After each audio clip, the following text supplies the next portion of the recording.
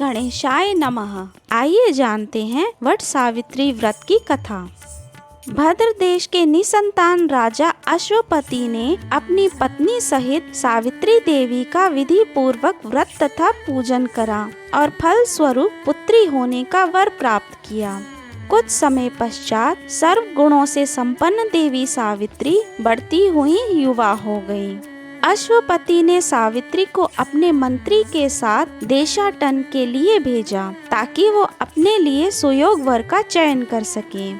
सावित्री अपने मन के अनुकूल वर का चयन करके जिस दिन लौटी उसी दिन देवर्षि नारद अश्वपति के यहाँ पधारे।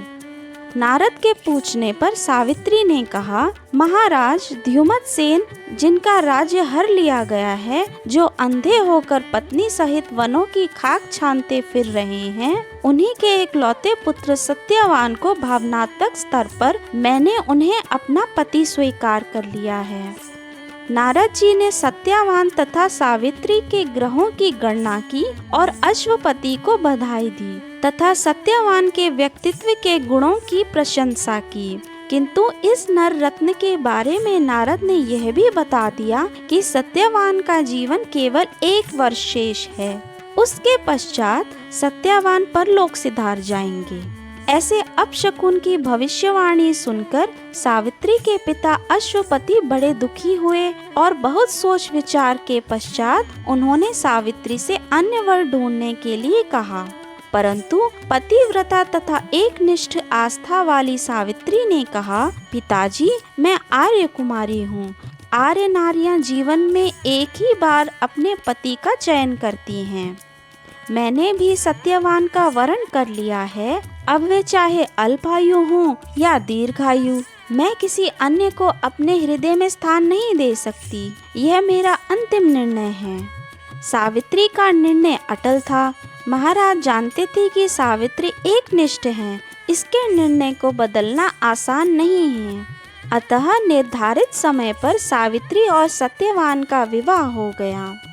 सावित्री अपने सास ससुर व पति के साथ जंगल में रहने लगी। वे अपने सास और ससुर की बड़ी सेवा करती थी। अंत में सत्यवान की आयु पूरी हो गई। उस दिन जब सत्यवान लकड़ी काटने के लिए चले तो सास ससुर से आज्ञा लेकर सावित्री भी उनके साथ चल दी।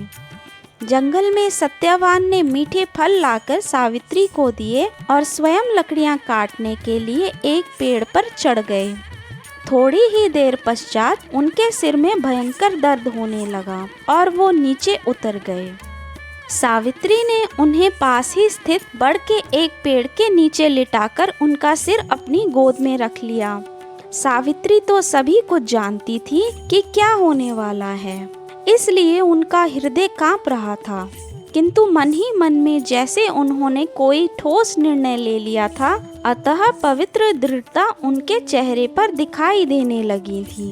अब तो उन्हें केवल उस समय की प्रतीक्षा थी जिसकी राह वे वर्षों से देख रही थी। देखते ही देखते वह समय भी आ गया जब यमराज ने ब्रह्मा के विधान की रूपरेखा सावित्री के सामने स्पष्ट की और सत्यवान के प्राणों को लेकर चल दिए। तब सावित्री ने यमराज का पीछा करना प्रारंभ कर दिया।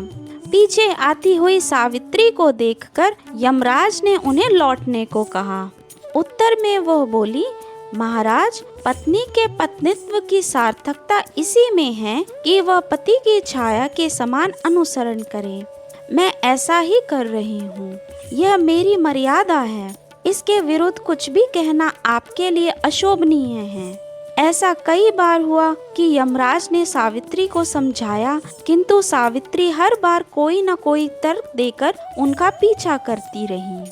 तब यमराज ने सोचा कि सावित्री को कोई वरदान देकर लौटा दिया जाए।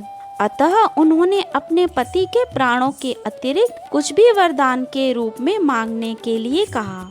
सावित्री ने यमराज से सास ससुर की आंखों की खोई हुई ज्योति तथा दीर्घायु मांग ली।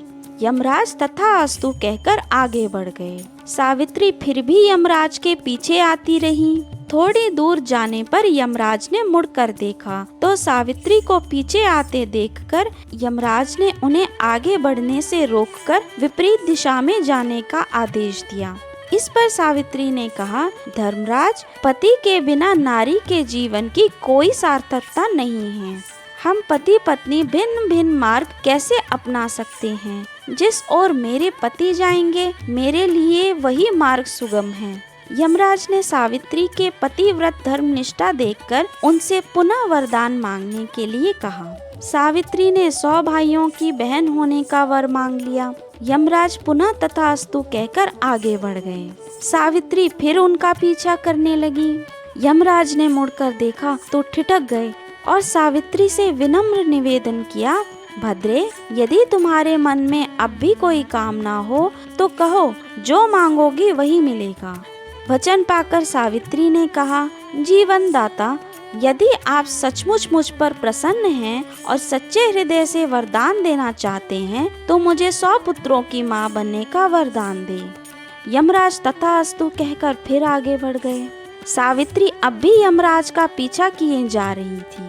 उन्होंने फिर मुड़कर देखा तो सावित्री को पीछे आता देखकर बोले, अब आगे मत बढ़ो, मैं तुम्हें मुंह मांगा वर दे चुका हूँ, इतने पर भी पीछा क्यों कर रही हो?